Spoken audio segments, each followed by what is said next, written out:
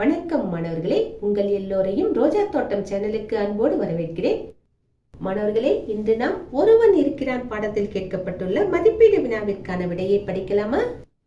இந்த பாடத்தை எழுதிய ஆசிரியரின் பெயர் கு. அழகிரிசாமி. இங்க நம்மகிட்ட என்ன கேள்வி கேட்டிருக்காங்கன்னா, குப்புசாமியை நினைத்து கண்ணீர் விட்ட நிகழ்வை எழுதுக. இந்த மாதிரி கேட்டிருக்காங்க. குப்புசாமிய யார் நினைக்கிறாங்க, எதுக்கு கண்ணீர் விடுறாங்க, இதற்கான விடையை நாம எழுதணும். இந்த பாடம் ஒரு கதை மாதிரி வரும். இந்த கதையை நமக்கு ஒருத்தர் சொல்றாரு. சொல்லக்கூடிய அந்த நபர் தான் கண்ணீர் விட்டும் அழறாரு. ஆனா கடைசி வரைக்கும் இந்த பாடத்துல அவருடைய பெயர் என்னன்னு நமக்கு சொல்லப்படல. அதாவது கதை சொல்லியின் பெயர் தரப்படவில்லை.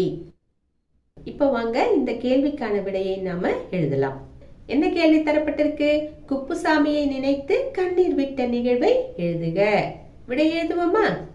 சில நாட்களுக்கு முன்னால் நான் அலுவலகத்திலிருந்து வீட்டுக்கு வந்தபோது வாசலில் ஒருவன் உட்கார்ந்திருந்தான். அவனுக்கு 25 வயது இருக்கும். எலும்பும் தோலுமாக எண்ணெய் காணாத தலையுடன் அழுக்கு சட்டையும் வேட்டியும் அணிந்திருந்தான். அடிவயிற்றை பிடித்துக் கொண்டிருந்தான். யாரென்று விசாரித்தேன். பக்கத்து குடித்தனக்காரர் தங்கவேலு வீட்டுக்கு வந்திருப்பதாக கூறினான். அவன் காஞ்சிபுரம் என்றும் தங்கவேலு மனைவியின் அக்கா மகன் என்றும் வயிற்று வலிக்கு வைத்தியம் பார்க்க வந்திருப்பதையும் என் மனைவி மூலம் தெரிந்து கொண்டேன். இரவு 9 மணிக்கு தங்கவேலு வந்தார். 4 குடித்தனங்களுக்கும் பொதுவான சிமெண்ட் நடைபாதையில் அவனை படுக்கச் சொன்னார். அடுத்த நாள் தங்கவேலுவை விசாரித்தேன். அவனுக்கு தாய் தகப்பன் இல்லையாம். அவனுக்கு இருந்த உறவு தங்கவேலுவின் மனைவியான அவனுடைய சித்தியும் காஞ்சிபுரத்தில் உள்ள தாய்மாமனும் மட்டும்தானாம். ஒரு சைக்கிள் ரிப்பேர் கடையில் தினக்கூலியாக வேலை செய்தானாம். வயிற்று வலி வந்ததால் 6-7 மாதங்களாக அந்த வேலையும் இல்லையாம். தாய்மாமனும் வீட்டை விட்டு விரட்டி விட்டாராம்.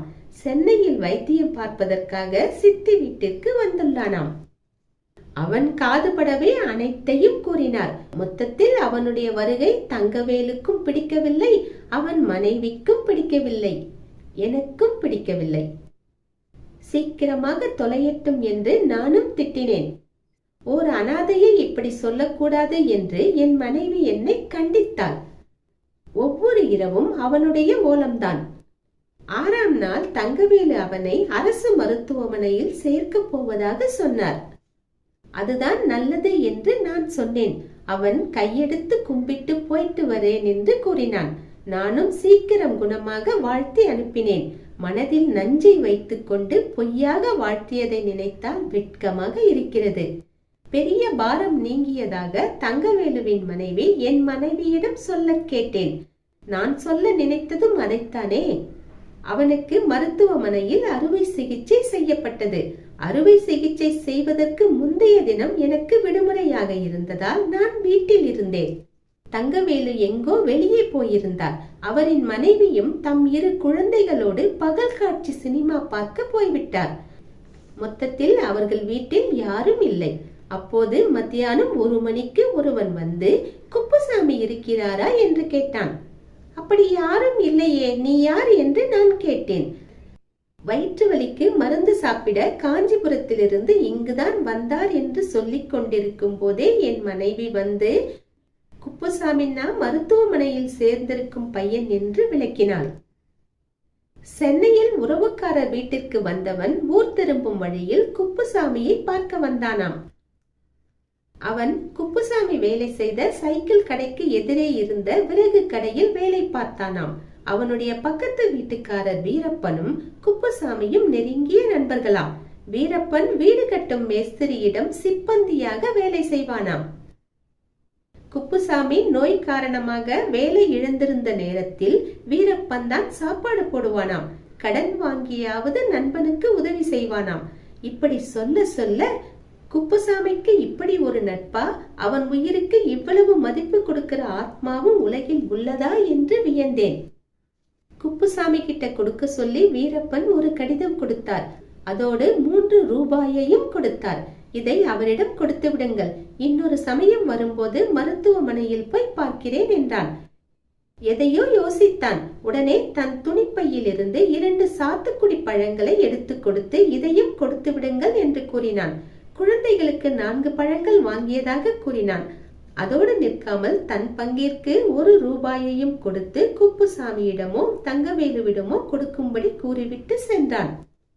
அவன் கொடுத்த கடிதத்தை பிரித்து படித்து பார்த்தேன். அவன் நண்பன் வீரப்பன் எழுதியிருந்தான். குப்புசாமி அங்கிருந்து வந்ததிலிருந்து அவன் உயிர் அங்கே இல்லை என்றும் சதா அவன் ஞாபகமாக இருப்பதாகவும் உடல்நிலை சரியாகி வர வேண்டும் என்று தினமும் கோயிலுக்கு போவதாகவும் எழுதியிருந்தான். மேலும் இப்போது வேலை இல்லாததால் வருமானம் இல்லாமல் இருப்பதாகவும் ஆறுமுகம் பட்டணம் போவதாக சொன்னதால் உடனே ஒருவரிடம் 3 ரூபாய் கடன் வாங்கி கொடுத்திருப்பதாகவும் தான் வரலாம், அப்படி வந்தால் அந்த காசு பஸ்ஸுக்கு செலவாகிவிடும், அதனால் அந்த காசை ஆறுமுகத்திடம் கொடுத்ததாகவும் இன்னொரு இடத்தில் பணம் கேட்டிருப்பதாகவும் கிடைத்தவுடன் கிளம்பி வருவதாகவும் குப்புசாமியை பார்த்தால்தான் அவன் உண்ணும் சோறு சோறாக இருக்கும் என்றும் எழுதியிருந்தான். இப்படிக்கு உன் நண்பன் கா வீரப்பன் காஞ்சிபுரம் என்று முடித்திருந்தான். கடிதத்தை படித்த பிறகு என்னால் நிம்மதியாக உட்கார முடியவில்லை. மனைவியின் எதிரே கண்ணீர் விடவும் வெட்கமாக இருந்தது. மனைவியிடம் கடிதத்தை படிக்கும்படி கொடுத்துவிட்டு அவசர அவசரமாக குளிக்கும் அறைக்குள் சென்று உண்மையிலேயே கண்ணீர் சிந்தி அழுதேன். நான் வெளியே வந்தபோது ஏழைகள் எவ்வளவு பிரியமாக இருக்கிறார்கள் என்று என் மனைவி சொன்னாள். நாமும் தங்கவேலுவோடு மருத்துவமனைக்கு போகலாமா என்று மனைவியிடம் கேட்டேன். அவள் ஆனந்தம் அடைந்தாள். ஓ, போகலாமே, 1 டஜன் சாத்துக்குடி வாங்கி கொண்டால் நல்லது என்றாள்.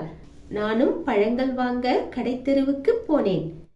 எனக்கு காஞ்சிபுரத்தில் இருக்கும் வீரப்பனை பார்க்க வேண்டும் போல் இருந்தது. உலகமே வெறுத்து ஒதுக்கிய குப்புசாமியிடம் உயிரை வைத்திருக்கும் அந்த புண்ணிய மூர்த்தியை பார்க்க வேண்டும் போல் இருந்தது. குப்புசாமிக்கும் ஒருவன் இருக்கிறான். குப்புசாமிக்கு மட்டுமா? எனக்கும் ஒருவனாக அவன் இருக்கிறான். இதுதான் குப்புசாமியை நினைத்து கண்ணீர் விட்ட நிகழ்வு. சரிங்களா? இப்போ கேள்விக்கான விடையை முடிச்சிட்டோம். இந்த கதையிலிருந்து நமக்கு என்ன தெரியுது? யாரும் இல்லாமல் யாரும் இல்லை, இதுதான் தெரியுது. சரிங்களா? யாருமே இல்லை அப்படின்னு யாரும் இல்லை. ஒவ்வொருத்தருக்குமே ஏதோ ஒரு உறவு, ஏதோ ஒரு நட்பு எல்லாருக்கும் இருக்கும்.